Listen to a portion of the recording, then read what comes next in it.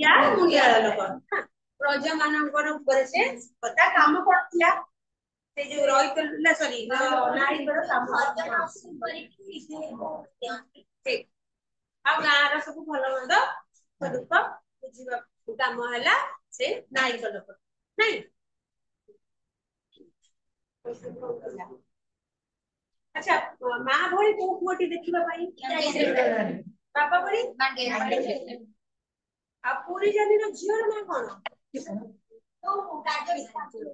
पूरी जानी झील ना कौन तमें नुआ गैस करथिला मन दुख कहीं से मायूस बस ठीक पूरी जानी झील काजोली से का मन नहीं करथिला पाकला किए रेंगु परजार से का मन नहीं करथिला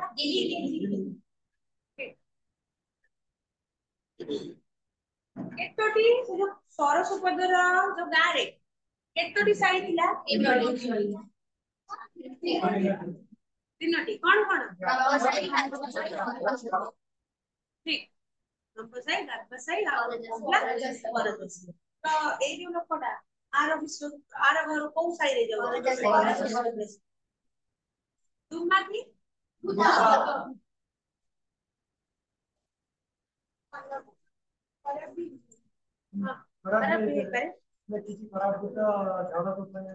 अच्छा दुर्भाग्य आनी दिए खराब डुमा भल डुमा ऐश्वर्य सुख आनी दिए तेणु करी डुमा शब्दर अर्थ है भूत आउ गोटे शब्द थिला अलसी कहिकी चाष करा तार ना अर्थ कोन अलसीटा कोन सेटा एक प्रकार तैलबीज फसल प्रथम पेज रे अछि चाष जो करा जाय अलसी चाष आ कोन जोणा जोणा हो ठीक तापरे आ कोन चाष करा जाय सेठी हरड बड़ बड़ हरड लंका मरीच ठीक टणिया गोटे शब्द अछि टणिया शब्द हाँ एक प्रकार कंटा जातीय उद्भिद सबको बाड़ बोझा काम व्यवहार करा जाय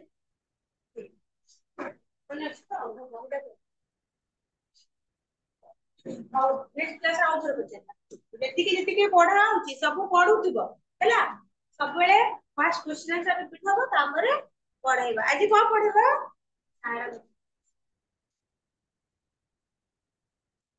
मते कि कहिला गोपीनाथ महांतीଙ୍କର ये तो गोटे उपन्यास करजा एटा को प्रकार रो उपन्यास का ऊपर आदिवासी और जनजाति संप्रदाय रा जीवन ऊपर आधारित अच्छा तांकर आउ गोटे उपन्यास कहले हां हां दाना पड़ी गोटे आउ कोन दादी बुढ़ा अमृत दुईटा एक्स्ट्रा मन रखिबो सब बेले जे कोनसे कवि हो लेखकଙ୍କର हो विषय पढुच से विषय को छाड़ी की आउ दुईटा की तीनटा लेखा मन रखिबो बेले बेले आसी जीव 2 मार्क किबा 3 मार्क की 1 मार्क जे एई जो टाइटल तंगर आउ किछि लेखा आउ दुईटा लेखा ना दुईटा उपन्यासर ना लेख तेणु मन रखिबो होला कोन पढा हबो पद्य पद्य अरे पद्य पद्य ठीक एकांकिका पक्ष पड़े कारण कौन तमर एटा पूरा गप भले एकांकिका गुडाक हैला एकांकिका गुडाक सब गोटे गोटे कैरेक्टर हो पढेबा हैला आउ तमर बही सारी न तो एकांकिका गुडाक पढिले तमने एकांकिका जदी भी टाइम न हैला तमे आराम से घरे पढि परियो कि गप गुडाक किंतु पद्य गद्य एटा सब बुझिया पडिबो ना शब्द गुडे कष्ट शब्द अछि तेनु प्रथम एगुडा सारी दबा गप तो आराम से पढि हबो टाइम हबो व्यस्त होई सब आराम से टाइम तो गोटे विषय तमर सरीला सहारा जेलम नदीर संसार नुआ पिला पढी नि कि पढी नि ना तमे माने खाली पढी जेलम नदीर हो आज गोटे पद्य पढी दियो नेक्स्ट क्लास रे जदी सरी गला आज ताले हमें पढिबा जेलम नदीर संज्ञा गप किछिटे आउ किछिटा अछि तादरे प्रबंध अच्छे किसी गोटे जगह एटा गोटे भ्रमण काणी झेलम नदी संगे गोटे काश्मीर रो गोटे नदीर ना झेलम नदी सेही नदी विषय रे किछि वर्णना करछन लेखक ता सहित गोटे छोट गपने मध्ये अछि एंटरटेनमेंट पई सेटा पूरा गप भले तुमको लागियो जो एकांकिका पूछना पढिया पई सेटा पूरा एकांकिका तो और इंटरेस्टिंग थिया अछि गपटा पढि बाहर कैसे पढाबा ना सही जब सहारा वृद्ध लेखि जंती सारला दास सारला दास किए जानछो आदि कवि सारला दास नहीं हाँ वेरी गुड प्रथम से हमर ओडिया साहित्य को माने जोटा लोक साहित्य थिला नॉर्मल कथा लोक कथा थिला ताकू से ओडिया साहित्य रो मान्यता देइथुवारो प्रथम तन से आदि कवि नाम रे परिचित ओडिया साहित्य रो से प्रथम स्रष्टा कहले कि खराब हबनी से प्रथम ओडिया साहित्य को किछ लेख तांकर अवदान देले तापर पर साहित्य आस्ते आस्ते करला तो सारला दास होउछन ताकर प्रकृत ना कोन कि कहबो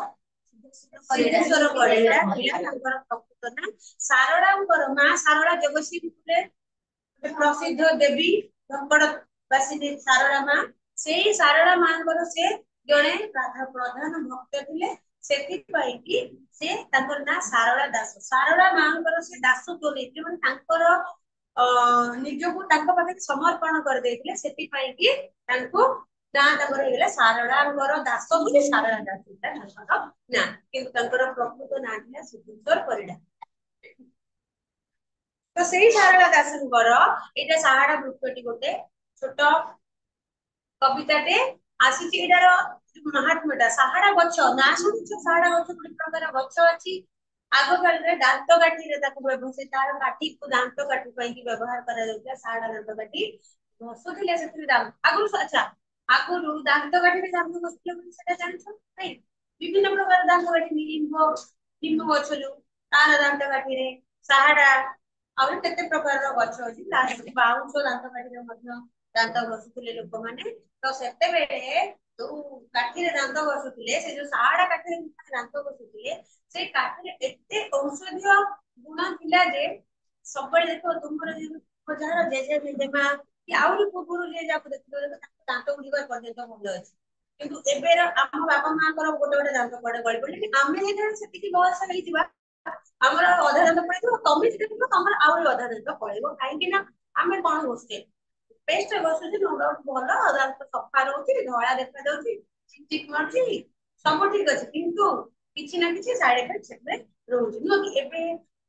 ताको देखि छ वयस्क लोक जहर दांत सब अछि दांत अछि आ गोटे जिंस परिबनि तम माने सेटा जो मन पान खान वयस्क लोक माने पान खान्ती पान किछि साइड इफेक्ट अछि किछि भलो गुण अछि कोन चूर्ण रे जो चूर्ण लगाबो चून्नटा कोन कैल्शियम कैल्शियम तो से जे चूर्ण खाइ खाइ तो दांत गुडा को पूरा स्ट्रांग ही जाय किंतु साइड इफेक्ट कोन पान केला दांत माजी मुरे कैंसर होची तेना अलगा जिंस गुडा खराब पान पत्रटा कि चूर्णटा खाइला ठीक अछि चूर्ण बहुत लोगन पाठी खाइ जाय गोटे प्रकृत चूर्णर बेसी दोष न थाए दोष थाए गोटे पकाटी खइरटाए खइर गोटे पकाटी पाटी लाल पाटी तो रजरे पान खाइ नबरे के रजरे खाटी मिठा बना ता दरे मुझे खइरटी नै भलो जमा खाइबनी पल्ले से जा हो से जो साहाड़ी गछटी सेतिरे खाली के दांत काटी के व्यवहार होय तानो विभिन्न प्रकार औषधीय गुण से साहाड़ा वृक्ष गछरे भरपूर एक रहिता और से साहाड़ा गछर महात्म्यता हमर पुराण पोथरे भी अछि तार बहुत सारा जिंस पुराणगत तथ्य मधु से साहाड़ा वृक्ष रे अछि जोटा के हमर महाभारत रे ओडिया महाभारत के रचना करथिले ओडिया महाभारत सारा दास लिखले ओडिया महाभारत आउ तुमर मुख्य महाभारत संस्कृत महाभारत लिखिले वेदव्यास व्यासदेव वेदव्यास को हले तको तुम व्यासदेव मध्य नारे से परिचित से लिखिले संस्कृत महाभारत तापर सारला दास को ओडिया महाभारत रचना करथिले सेही ओडिया महाभारत रे गोटिया स्थान पाइछि साहाड़ा वृक्षटी से ओडिया महाभारत रे स्थान सेही थुरो एटा आसी तार से जो ओडिया महाभारत रे किछटा अंश होला साहाड़ा वृक्ष लेखाटी 77 पृष्ठा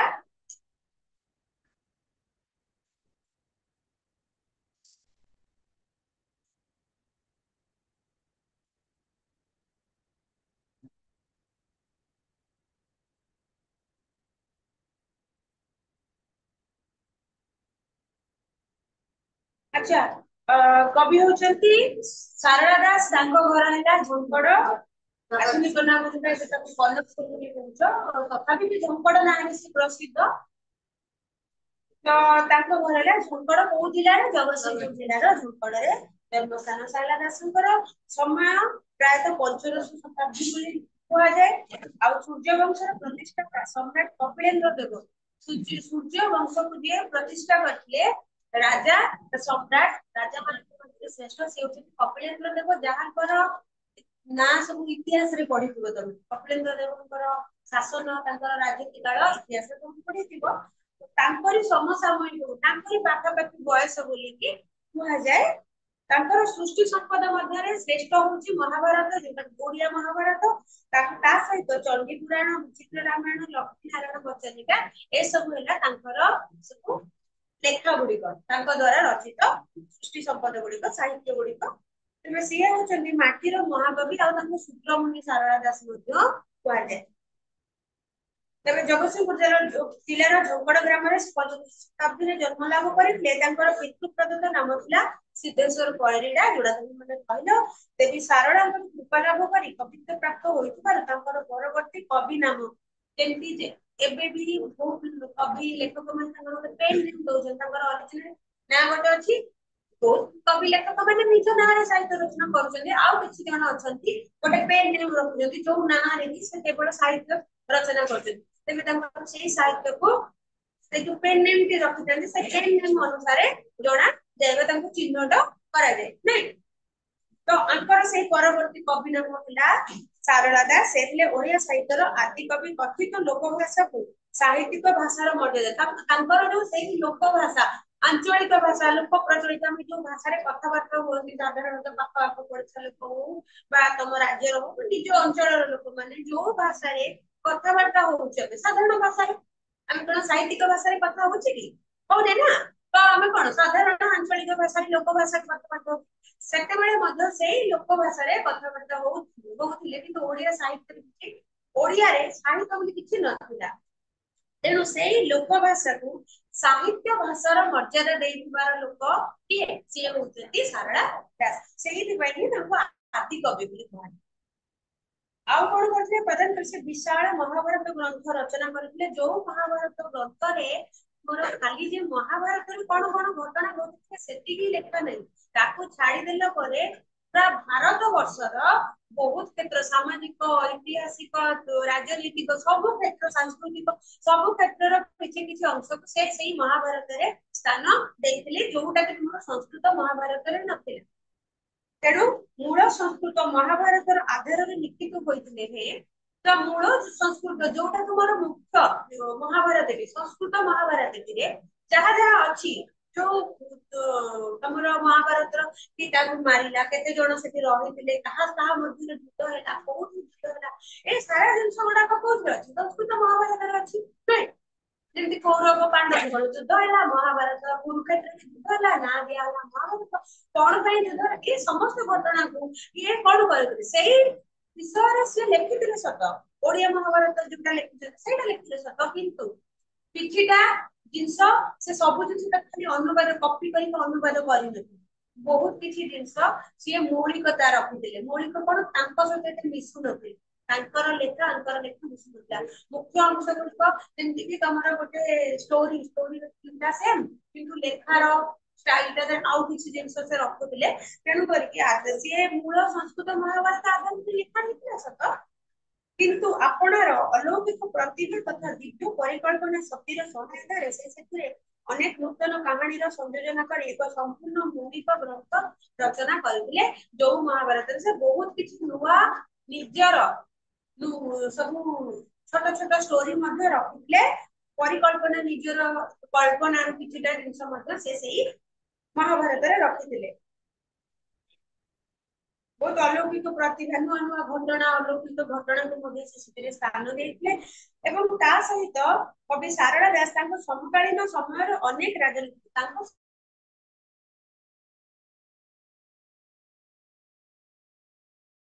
जहाँ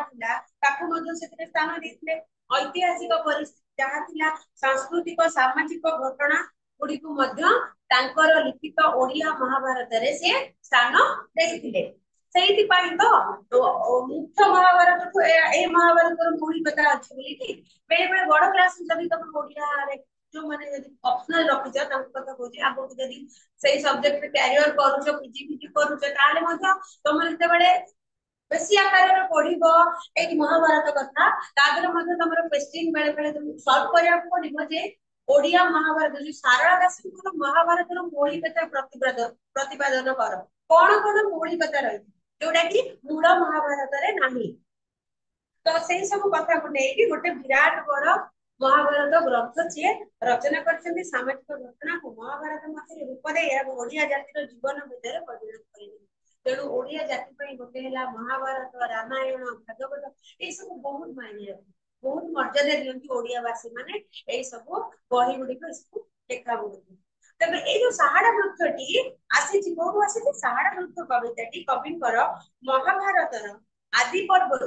महाभारत रे बहुत गुडे विषय लेखा अछि नै सांख्य योग सांख्य दर्शन आदि पर्व केते केते अछि केते केते महाभारत खंडा काटो 18 खंड महाभारत बोली कुआ जाय 18 खंड महाभारत तो ता भितरे आदि पर्व रे गोटे अछि सहाड़ा वृक्ष संपर्क आदि पर्वटा पूरा सहाड़ा वृक्ष संपर्क रे नुवा तादरे किछिटा अंश अछि जोटा जहा देरे सहाड़ा वृक्ष विषय किछि लेखा अछि तबे एई सहाड़ा वृक्ष कविताटी सेई कवि सारला दासनकर महाभारत रो आदि पर्व रु गृहीत होइछि प्रत्येक ओडिया को बाड़ी रे प्राय सहाड़ा वृक्ष टिए थाए सहाड़ा वृक्ष रे दांत काटी बड़ वृक्ष वर्धक बोली लोक विश्वास करथि दांत काटी कहली तोदरे दांत बसुनी सेतरे शक्ति हुए बड़ विजय हुए दांत स्ट्रांग हुए बोली तांकर मान्यता है आहुरे मध्य पुराण रे बहुत गुडी सारड़ा सहाड़ा वृक्षर महात्म्य वर्णना करा जायछि एवं आ गोटे अछि तुमर कोन सहाड़ा वृक्ष सहित जेमिति कि आजिकाली से सब नाही धीरे धीरे सब सुपरस्टिशन बोली लोक माने धरि होउछन्ति गोटे थिला तमर जो समय जे जन्म हेताय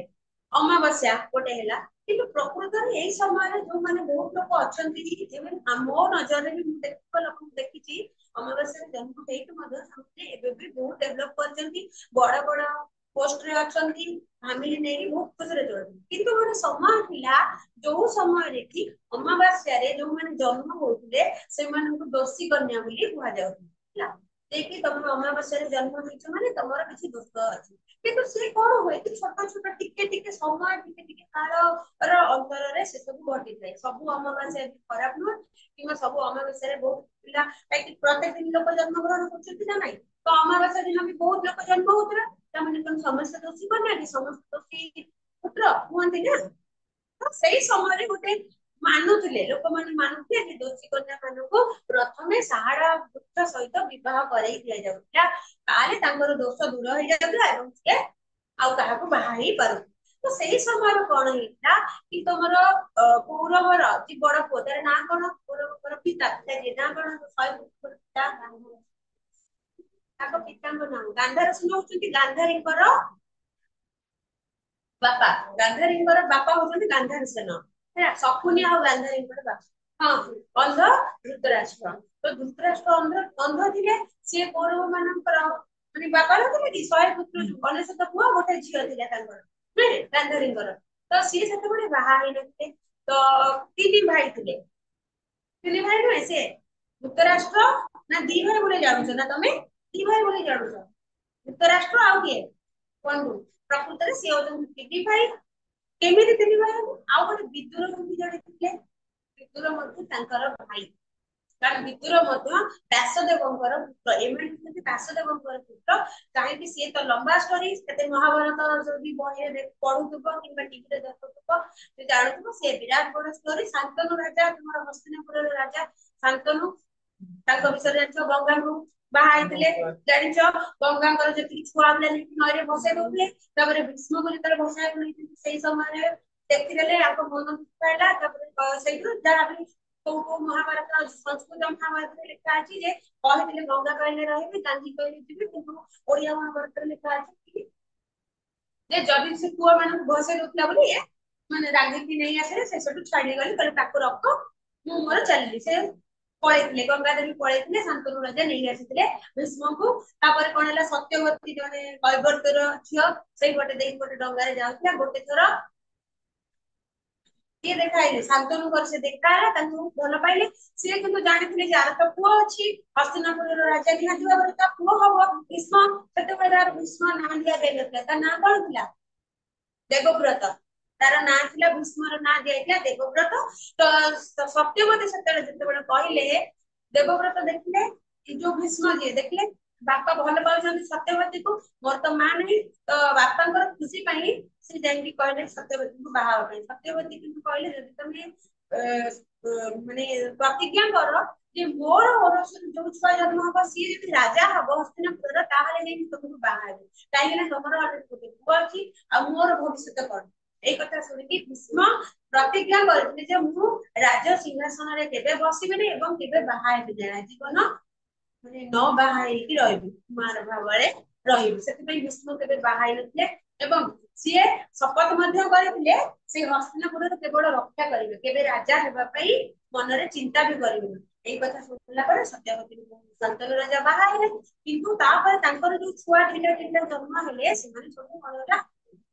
बड़ हेले बाहा गले बाहा पर मरी गले कि युद्ध रे हो कि रोगिणा हेले एंती नेकी मरी गले तो तांकर तो परवर्ती जनरेशन केई नांती सेही भी कोन हेले ना सेते बेले मुनि ऋषि माने आशीर्वाद देउतले तांकर संतान प्राप्ति हे जाउतला तेणु करी वेद व्यास ए जो ऋषि व्यासदेव जो बहुत बड़ा ऋषि सेते बेले आसी कि कोन कि तांकर माने आशीर्वाद देबे आंकर वंश उद्धार हेबो वंश बढ़िबो तो रानी जेते दीटा रानी थिले तो रानी जेतेबेले गले प्रथमे व्यासदेव को पाखु व्यासदेव कोन सी जने मुनि ऋषि के तांकर जटा दाढ़ी फाड़ी अछि गेरुआ माने गोटे भयंकर देखा जाउଥିଲେ तो जेतेबेले प्रथम बड़ दाढ़ी गले सेतेबेले कोन हिला कि व्यासदेव को आशीर्वाद देले कोन तो डरे बोली तो ये कोन ताको देखि के आखि बंद कर दे ହେଲା कहानी एटा अछि तमरो पुराण रे कहानी अछि तो सेही कहानी कथा कहूची अलग पुराण रे आउ केते राइटर केते कोन लिखछिन पढी सही पार कहबो जदि नुवा किछि पढिछ तो मु जोटा पढिछि सेटा कहूची तो पढिले तापरे से कहले कि आखि नाही जेते आशीर्वाद दुखे बड़ रानी आखि बंद कर देथि जहा फल कि तांकर जो संतान जन्म हैला अंध हेकिना जन्म हैला सेकंड रानी गले सेकंड रानी कोन हैला सी पूरा डरी कि फरिले जहा फल जो पांडु जो सॉरी तमरो कोन हां पांडु जी जन्म हले सी माने गोटे रोगिना असुस्थ जीर्ण सीर्ण पतला हे छुआटा जन्म हले तापरे गोटे दासी को पठे दासीटे जमा बिल्कुल डरिलानी कहले जानिबा पई कि दासी जा मतलब वंश कि उद्धार हो गोटे कोन पतला हे कि जीर्ण सीर्ण रोगिना जन्म होईची धरू ता हाथ बड़ मरी हो कोन नहीं आउ तो अंध जन्म होईची हम वंश कोन कहबो दासी तमे जाओ सही समय रे दासी बोली एते मुंडन नगर नथिले काळे किभଳି भाव संतान प्राप्त हो ए दासी को पठे देले तो दासी जेते बड़ गला पूरा डेरी रे गला ताको डर भय କିଛି नथिला तो ताको जो छुआटा जन्म होला जेहेतु सीए टोटाली डरिनी भल भाव से आशीर्वाद ग्रहण करछि तो ता छुआटी जन्म होला सीला विदुर सीला सबुटु ज्ञानी सबुटु धर्मवान लोकटा ज्ञानी लोकटा बहुत प्रखर बुद्धि तार बुद्धिमान लोक सेही विदुर ही बहुत क्षेत्र रे पांच भाई को बंचई तार भी स्टोरी जानि जो घर रे टेक्निक बंचीवार टेक्निक ता के कहता विदुर ही कहता ना इनडायरेक्टली डायरेक्ट कहि परिबो कि इनडायरेक्टली से कहना कि मुसार उदाहरण दे कि जे मुसा गात पड़ी कि पसी पारे असुविधा हेले तळु तळु गात पड़ी कि पसी पारे परे न जाऊ तळे तळे धूम तळे सटे गात पड़ी कि पसी पारे कि ए जो कहितले हिंट्स देथिले ए माने मद जो घरर माटी तळे गात करी कि बाहर को पळेले न तो समस्त मरि जाय थाते ना पांच पड़ी कि तो जाबी हो ए जो जन्म हेले विदुर विदुर जे बड़ हेले समय क्रमे माने बड़ हेले ये अंध हेले भी कोन हेला सेकंड जो पंडु जे से सब जा समय अनुसार तार देह टिके सुस्त सबल हे गेला जेहेतु से निज राज्य रो निज रानी रो सुत्सम पले से ओडे दासी पुत्र ताको कहीं राजा करबा पंडु हे गेले राजा तापरे विदुर हे गेले पंडु तापरे पंडु जेते बळे पळेले कोन कारण रो बाहर जाइले तो हे गेला तम संभव ये राजा हे गेला तो से जा भी ए तीन भाई का भितरु बड़ कहरे तमे जेहेतु दी भाई पढिछ एटा तो गोटे बही बाहा माने एरो कहानी गोटे लोक मानकर परदा पछर कहानी बड़ महाभारत रे एटा सब थाए तमरा गप जोटा महाभारत कोविड टाइम रे दोथा सेतरे मने स्टोरीला दोउथिला टीवी रे तो जा भी हो तम जानि पारे दी भाई जदि जो दी भाई पहुंच से अंध जे थिले से बड़ ताको बाहागर प्रथमे हबो तो बाहागर में जेते बळे कन्या प्रजा चलीला जहाँ से बाहर ठीक है ना से झियो मरी जाऊ जहाँ से ठीक है ना मरी जाऊला ए लोक अनुसार कहूची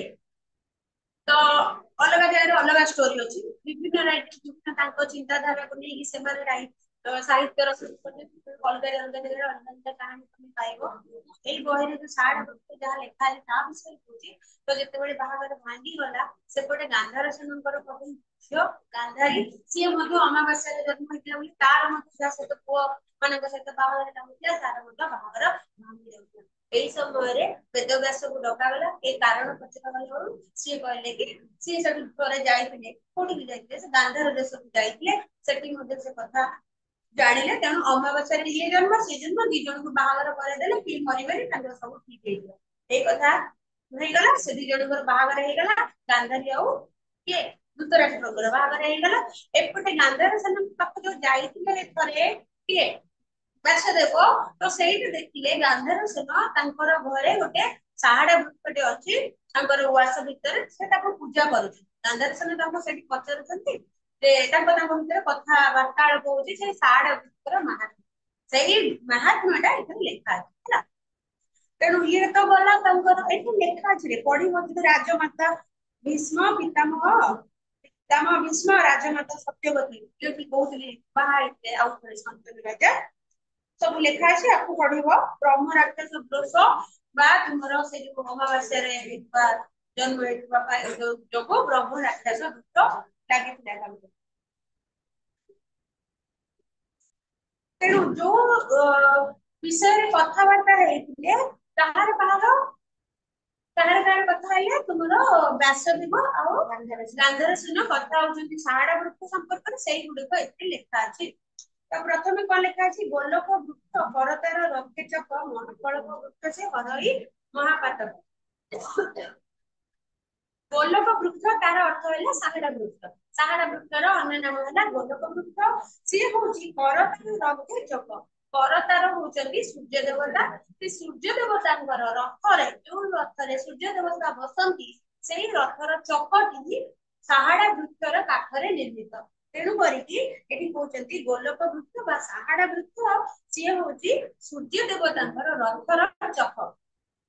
ସୂର୍ଯ୍ୟ ଦେବତାଙ୍କ ରଥ ଚକରେ ଯୋଉ କାଠଟି ଲାଗିଛି ଯୋଉ ଚକଟି ସେ ଶାହାଡା ବୃକ୍ଷରେ ନିର୍ମିତ। ମହାକଳପ ବୃକ୍ଷ ସେ ହରଇ ମହାପାତକ ସେ ହଉଛି ମହାକଳପ ବୃକ୍ଷ। ମହାକଳପ ବୃକ୍ଷ କଣ ଆମେ ପୁରୀ ଯାଇଛୁ ସମସ୍ତେ ପୁରୀ ଗୋଟେ କଳ୍ପ ଗୋଟେ ଅଛି କଳ୍ପ ଗୋଟେ ତମେ ମାନସିକ କରି ବା କଳ୍ପନା କରିକି ଗୋଟେ ସୁନ୍ଦର ଗୋଟେ ଜିନିଷ ବାନ୍ଧୁଛ ଯାହାକି ତମ କଳ୍ପନା ଟା ପୁରା ହବ ବା ତମର ମାନସିକଟି ପୁରା ହବ। ଏଇଟା ଶାହାଡା ବୃକ୍ଷକୁ ମଧ୍ୟ ସେତେବେଳେ ସେଇଭଳି ମାନ୍ୟତା ଦଉଥିଲେ ତା ଦେହରେ ତାକୁ ସ୍ମରଣ କଲେ ବା ତା ଦ୍ଵାରା ସେ ଯୋଉ ଶାହାଡା ବୃକ୍ଷ ଥିଲା ତମର ବହୁତ କିଛି କଳ୍ପନା ପୂର୍ଣ୍ଣ ହଉଥିଲା ଏବଂ ମାନସିକ ପୂର୍ଣ୍ଣ ହଉଥିଲା ଆଉ କଣ ହଉଥିଲା ବଡ ବଡ ପାତକ ମହାପାତକ ପାତକ ରଖିଲେ ପାପ ବହୁତ ବଡ ବଡ ପାପ ମଧ୍ୟ ଧୋଇ ହେଇଯାଉଥିଲା କରଣ ହେଇଯାଉଥିଲା କାହା ଦ୍ଵାରା ସେଇ ଶାହାଡା ବୃକ୍ଷ ଦ୍ଵାରା। ପୂର୍ବେ ଶ୍ରୀଜିତ ତାହା କଲେ ତ ପ୍ରଜାପତି ଦୋଷୀ କନ୍ୟା ହୋଇଲେ ତାକୁ ବିବାହ କରାଇ ଯୁଗ ତ ଶାହାଡା ବୃକ୍ଷ ସମ୍ପର୍କରେ ଯେତେବେଳେ ମାନେ କଥା ହଉଛନ୍ତି ପୂର୍ବରୁ ଅନେକ ବର୍ଷ ପୂର୍ବରୁ ସୃଜିତ କରିବା ଅର୍ଥାତ ସୃଷ୍ଟି କରିବା ହେଲା ତାହା କଲେ ତ ପ୍ରଜାପତି ପ୍ରଜାପତି କିଏ ବ୍ରହ୍ମା ତ ବ୍ରହ୍ମାଙ୍କର ଅନ୍ୟ ନାମ ହେଲା ପ୍ରଜାପତି। ତେଣୁ କହୁଛନ୍ତି ବ୍ରହ୍ମା ଯେତେବେଳେ ସୃଷ୍ଟି କରିଥିଲେ ସବୁ ଦୁନିଆଟାକୁ ପୃଥିବୀଟାକୁ ମହୁଟାକୁ ସୃଷ୍ଟି କରିଥିଲେ ସେତେବେଳେ ସିଏ ଶାହାଡା ବୃକ୍ଷଟିଏ ମଧ୍ୟ ସୃଷ୍ଟି କରିଥିଲେ କଣ ପାଇଁ ସୃଷ୍ଟି କରିଥିଲେ ସିଏ ଏଇଥିପାଇଁ ଯେ ଦୋଷୀ କନ୍ୟା କହିଲେ ତାକୁ ବିବାହ କରିବ ଯୁଗତି ଯୁଗତି ହେଲା ଯୁଗେ ଯୁଗେ ଯୁଗେ ଯୁଗେ ଯଦି ଗୋଟେ ଦୋଷୀ କନ୍ୟାଟିଏ କେବେ କୌଣସି ଗୋଟେ ତାର ଦୋଷ ଦୁର୍ବଳତା କିଛି ଗୋଟେ ଦୋଷ ଦୁର୍ବଳତା ଥିବ ତାହେଲେ ସିଏ ପ୍ରଥମେ ତାର ଦୋଷ ଛଡାଇବା ପାଇଁ ଏଇଭଳି ଅମାବାସ୍ୟା ହେଲା ବା ବ୍ରହ୍ମରାଜ ଦୋଷ ଲାଗି ଏଇଭଳି କିଛି ଗୋଟେ ଘଡିସନ୍ଧି ମୁହୂର୍ତ୍ତରେ କିଛି ଛୋଟ ଛୋଟ ଗୋଟେ ଗୋଟେ ନିମିଷ ମୁହୂର୍ତ୍ତ ବି ମାନେ ତାଙ୍କର ଜୀବନର ଗତିପଥକୁ ବଦଳେଇ ଦିଏ ତ ସେଇ ସମୟରେ କିଛି ଗୋଟେ ଦୋଷ ଲାଗି ଯାଇଥିଲେ ତାହେଲେ ସେଇ କନ୍ୟାଟି ପ୍ରଥମେ ବିବାହ କରୁଥିଲା ଶାହାଡା ବୃକ୍ଷକୁ ଏବଂ ପରବର୍ତ୍ତୀ ସମୟରେ ତାର ଜାତିକାଲେ ବିବାହ ହଉଥିଲା ଏଇଥିପାଇଁ କି ବ୍ରହ୍ମା ଶାହାଡା ବୃକ୍ଷଟିକୁ ସୃଷ୍ଟି କରିଥିଲେ। ଗାନ୍ଧାର ସୁନ କହିଲା ସେ ବୃକ୍ଷ ଅଛି ମୋହର ନବର ମର୍ଯ୍ୟାଦାରେ ମୁଁ ତାହାକୁ ମୁନି ପୂଜା କରାଇ ନିତିଦେବି ତ ଯେତେବେଳେ ଯାଇଛନ୍ତି ବ୍ୟାସଦେବ ଯାଇଛନ୍ତି ଗାନ୍ଧାର ସୁନଙ୍କ ସହିତ ଦେଖା ସାକ୍ଷାତ ହେଇଛି ଏବଂ ଗାନ୍ଧାର ସୁନ କହିଛନ୍ତି ତାଙ୍କ ଗାନ୍ଧାରୀ ତାଙ୍କ ଝିଅ ବିଷୟରେ ମୋର ଝିଅଟି ବ୍ରହ୍ମରାଜ ଦୋଷ ଲାଗିଛି ସିଏ ଅମାବାସ୍ୟା ଜନ୍ମ ହେଇଛି ତେବେ ତାର ଝିଅ ଯୋଉଠି ବି ବାହାଘର ଲାଗୁଛି ଭାଙ୍ଗି ଯାଉଛି ସେ ମରିଯାଉଛି ମୁଁ କଣ କରିବି କଣ ତ ଏଡେ ବଡ ମୁନି ଋଷି ଜଣେ ମତେ ତାର ମାନେ ତାର ଉପଚାର ଟା ଉପାୟ ଟା ବତେଇଛନ୍ତି ତ ସେଇ ସମୟରେ ବ୍ୟାସଦେବ ତାଙ୍କୁ କହିଛନ୍ତି ଶାହାଡା ବିବାହ କରାଅ ତାପରେ ତାର କଟିଯିବ। ତ ତାପରେ ସେଇ ସାହାଡା ବୃକ୍ଷ ସମ୍ପର୍କରେ ଯେତେବେଳେ କହିଛନ୍ତି ଯେ ତାକୁ ବ୍ରହ୍ମା ସୃଷ୍ଟି କରିଛନ୍ତି ଆଉ ଯୁଗେ ଯୁଗେ ଦୋଷ କନ୍ୟା ମାନେ ତାକୁ ପ୍ରଥମେ ବିବାହ ହୁଅନ୍ତି। ସେଇ କଥା ଶୁଣିକି ଗାନ୍ଧାର ସେନ କହୁଛି ଯେ ସେଇ ଯୋଉ ବୃକ୍ଷ କଥା ତମେ କହୁଛ ଯୋଉ ସାହାଡା ବୃକ୍ଷ କଥା କହୁଛ ସେ ବୃକ୍ଷଟି ମୋର ନଗରର ମଝିସ୍ଥାନେ ଅଛି। ନଗର ହେଲା ନଅର ତାଙ୍କର ଯୋଉ ରାଜନଅରର ମଝିସ୍ଥାନେ ହେଲା ମଧ୍ୟ ଭାଗରେ ତାଙ୍କର ନଅରର ମଝି ଭାଗରେ ମଝି ସ୍ଥାନରେ ସେଇ ଗୋଲକ ଗଛଟି ବା ସାହାଡା ଗଛଟି ଅଛି ବୋଲି ଗାନ୍ଧାର ସେନ ବ୍ୟାସଦେବଙ୍କୁ ଜଣେଇଲେ। ମୁଁ ତାହାକୁ ମୁନିର ପୂଜା କରେଇଲି ଆହୁରି ମଧ୍ୟ କହୁଛନ୍ତି ତ ସେଇ ଯୋଉ ନଅର ସ୍ଥାନରେ ମୋର ରାଜନଅରର ମଝି ଭାଗରେ ଯୋଉ ଅଛି ସାହାଡା ବୃକ୍ଷଟି ମୁଁ ଏ ମୁନି ମୁଁ ତାକୁ ପ୍ରତ୍ୟେକ ଦିନ ପୂଜା କରେ। କାହିଁକି ପୂଜା କରେ କିଛି ଗୋଟେ ତାର ମାନେ ଭଲ ଗୁଣ ଥିବ କିଛି ଗୋଟେ ଭଲ ପ୍ରାପ୍ତି କରିବାର ଆଶା ଥିବ ସେଥିପାଇଁ ସେ ତାକୁ ପୂଜା କରୁଛି। ତେଣୁ କରିକି ବ୍ୟାସେ ପ୍ରତିବାଚ ତୁ ଭାଗ୍ୟବନ୍ତ ରାଜା କି କିସ ଫଳ ଅଛି ତୁ ସାହାଡା କରୁ ପୂଜା। ବ୍ୟାସ ଯେତେବେଳେ ଶୁଣିଲେ ତାର କଥାଟି ଆମେ ଯେତେବେଳେ ଜଣେ ଆମକୁ ପ୍ରଶ୍ନ କରୁଛେ ଆମେ ତାକୁ ଗୋଟେ ପ୍ରତି ଉତ୍ତର ଦଉଛେ ତ ପ୍ରତିବାଚ ଅର୍ଥାତ ପ୍ରତି ଉତ୍ତର ନା ଅନ୍ୟକୁ ପ୍ରତି ଉତ୍ତର ଦେବା। ତେବେ ବ୍ୟାସ ଯେତେବେଳେ ଶୁଣିଛନ୍ତି ତା କଥା ଗାନ୍ଧାର ସେନଙ୍କ କଥା ଯେ ଗାନ୍ଧାର ସେନ କହୁଛି ମୋ ଘରେ ଅଛି ମୋର ନଅରରେ ଭୋଜି ଭାଗରେ ଅଛି ଏବଂ ମୁଁ ନିତିଦିନ ତାକୁ ପୂଜା କରୁଛି। ତାହା ଶୁଣିଲା ପରେ ପ୍ରତି ଉତ୍ତର କରୁଛନ୍ତି ଯେ ତୁ ଅତ୍ୟନ୍ତ ଭାଗ୍ୟବନ୍ତ ତୁ ବହୁତ ଭାଗ୍ୟଶାଳୀ ଭାଗ୍ୟବାନ ରାଜାଟିଏ ତୁ ଲକି ରାଜାଟିଏ କାହିଁକି ରାଜା ତୋ ଘରେ ସାହାଡା ବୃକ୍ଷଟି ଅଛି ତେବେ ତୁ କଣ ପାଇଁ କୋଉ ଫଳ ପାଇବାର ଆଶାରେ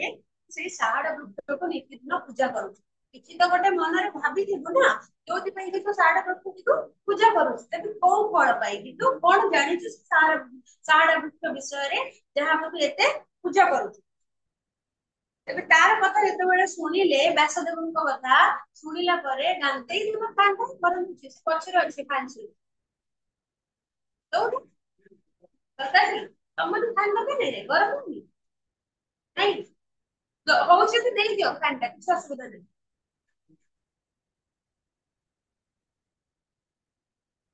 ତ